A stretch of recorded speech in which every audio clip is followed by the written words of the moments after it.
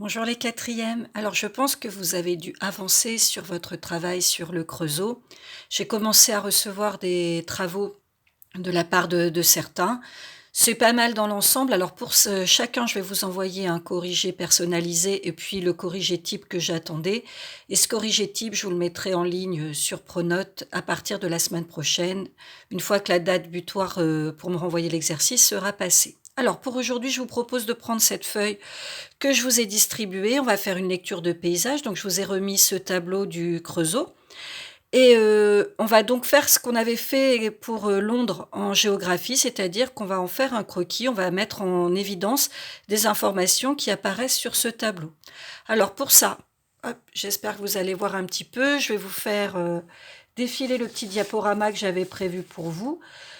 Et je vous remettrai sur Pronote dans le cahier de texte que vous devez copier sur le cahier. Donc, vous avez votre paysage. À l'arrière-plan du paysage, on a les montagnes, le ciel. Je vous ai dit que le ciel dans un croquis de paysage, c'était pas très très important. Et donc, on a le monde ancien. Alors attention, vous n'avez pas tout à fait le même tableau. Le tableau que vous avez sous les yeux est un petit peu plus réduit, mais vous allez vite vous repérer. Donc le monde ancien, c'est le village originel du Creusot, avec son activité artisanale traditionnelle. Je vous rappelle que l'artisanat, ça veut dire qu'on fabrique avec les mains. Donc forcément, on fabrique peu de choses, on fabrique en petite quantité et surtout, on met du temps à fabriquer. Et c'est ce qui va changer avec le phénomène d'industrialisation. Donc les activités industrielles du Creusot, vous les avez en bas du tableau. Vous reconnaissez notamment ces usines avec les cheminées qui fument, qui montrent la présence de la machine à vapeur. Alors ce qui est particulier au Creusot, c'est qu'on a la présence de hauts fourneaux. Un haut fourneau, c'est donc une construction où en fait on déverse du charbon et du minerai de fer, ce qui permet en fait de chauffer le minerai à une température qu'on ne pouvait pas atteindre jusqu'à présent, les 1300 degrés, et donc d'obtenir de la fonte. La fonte, Monsieur Pio vous expliquera ça un petit peu plus justement. C'est en fait un matériau du minerai qui permet de construire de l'acier et donc d'avoir des matériaux beaucoup plus résistants pour fabriquer des objets comme des canons, des locomotives par exemple.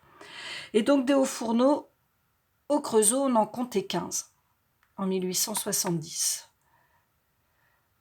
Donc vous voyez, on fabriquait ainsi plus de 130 000 tonnes de fonte et de l'acier en 1870.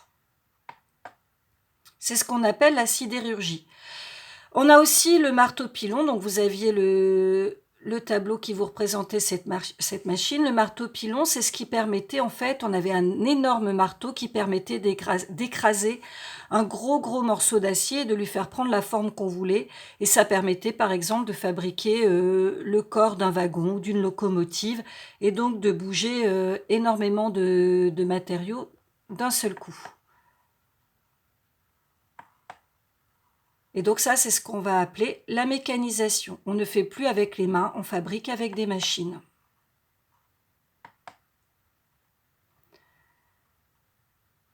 Donc par exemple, on va fabriquer au Creusot des locomotives à vapeur.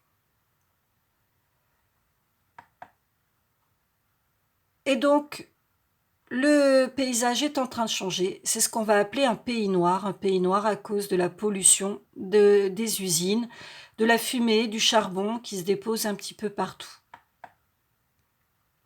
Donc, pour reprendre votre croquis, vous avez donc à l'arrière-plan les montagnes et puis l'ancien habitat, le nouvel habitat qui se développe parce qu'on va assister à ce qu'on appelle un exode rural. Les gens vont quitter la campagne pour venir s'installer dans les villes et trouver du travail à l'usine.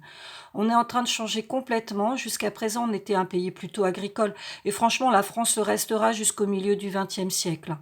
Mais on est aussi un pays qui est en train de s'industrialiser. On a donc besoin de main-d'œuvre. Donc les gens quittent la campagne et viennent s'installer en ville pour travailler dans les usines. Et donc, le titre du croquis, l'essor de l'industrie au Creusot. La conclusion, je vous la remets sur Pronote.